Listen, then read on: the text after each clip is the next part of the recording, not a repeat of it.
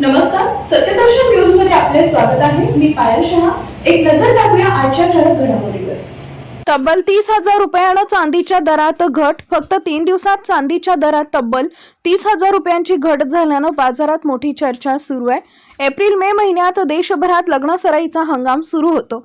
सध्या देशातील सराफा बाजारात चांदीच्या किमती स्थिर दिसत असल्या तरी मागचे काही दिवस झालेल्या घसरणीमुळे ग्राहकांचे लक्ष बाजाराकडे लागलेलं पाहायला मिळतंय.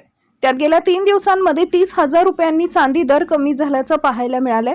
आज चांदीचा दर हा 285 रुपये प्रति ग्रॅम तर 2,85,000 रुपये प्रति किलो इतका आहे. यामध्ये मागील दिवसांच्या तुलनेत कमी प्रमाणात चढ उतार दिसत आहे. तसेच आंतरराष्ट्रीय घडामोडींचाही मौल्यवान धातूंच्या किमतीवर मोठा परिणाम होताना दिसतोय.